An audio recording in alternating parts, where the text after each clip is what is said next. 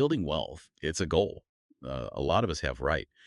But what if I told you you don't need to win the lottery or make six figures to get started? Like imagine if just $100 a month could set you on the path to financial success. We're going to break down how that small amount can really make a big difference over time. First of all, let's forget this idea that investing is only for the rich. It's time to change how we think about building wealth.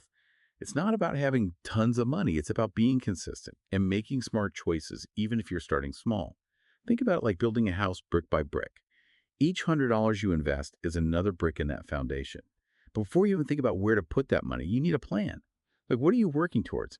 Is it a nice retirement, a down payment on a house, or maybe just the freedom to do what you love? Having a clear idea of your goals will help you make those investment decisions and stay focused along the way. So once you know where you want to go, let's talk about finding the right way to get there. This is where it gets interesting, because the kind of account you choose can really affect how fast your money grows. For example, keeping your money in a regular savings account might feel safe, but it won't keep up with inflation. You want your money to work harder, right? And that's where tax-advantaged accounts come in. These are like special fast lanes on the highway that help you get around some of the financial roadblocks. Two popular ones are Roth IRAs and 401ks. They not only give you tax benefits, but also encourage you to save long term. And that's really important for building wealth. Let's say you're lucky enough to have a job that offers a 401k with matching contributions.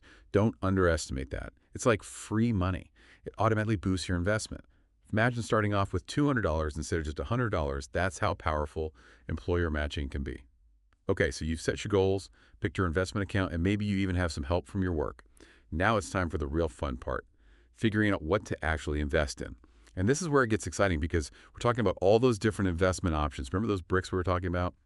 Think of your portfolio like a house built with different kinds of bricks, like stocks, bonds, maybe even a little real estate or commodities.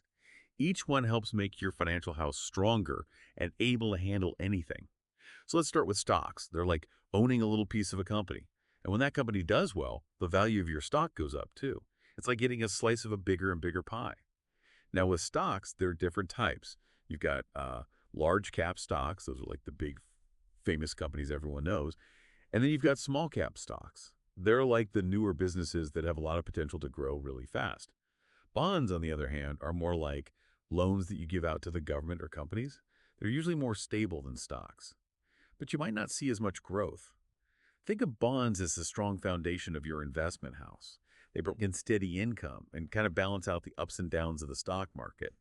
Now, here's the thing. Spreading your investments across different types of assets is really important. It's like having insurance for your portfolio. If one type of investment isn't doing so well, the others can pick up the slack. How you mix and match all these different investments depends on you. It's kind of like your personal recipe for success, Your age, how much risk you're comfortable with, and your financial goals. They all play a part in figuring out what's best for you. Let's say you're a younger investor. You have more time to ride out those market ups and downs. So you might be okay taking a little more risk. Your portfolio could lean more towards stocks for the chance to see bigger growth. But if you're getting closer to retirement, it's all about protecting what you've already built. You might go for a safer approach, putting more into bonds to make sure your savings are safe from market swings. Don't forget, diversifying isn't just about having different types of assets.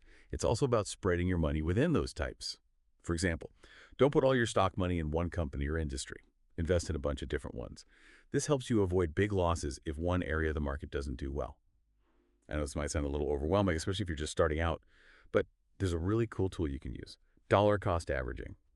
It sounds complicated, but it's actually pretty simple. Basically, you invest the same amount of money regularly, no matter what's happening in the market. It's like putting your investments on autopilot.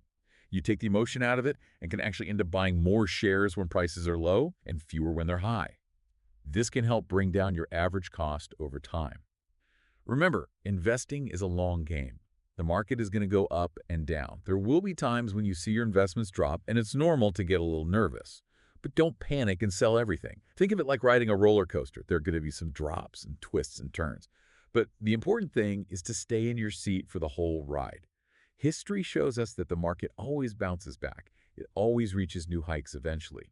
And the power of compounding, that's like a snowball growing bigger as it rolls down a hill, can do amazing things over time. Okay, so let's recap what we've learned today.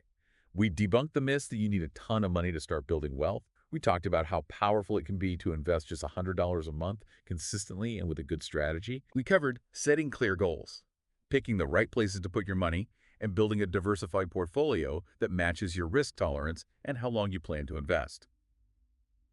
We also looked at dollar cost averaging, which takes the stress out of trying to time the market perfectly. It's all about sticking to your financial goals even when the market gets unpredictable.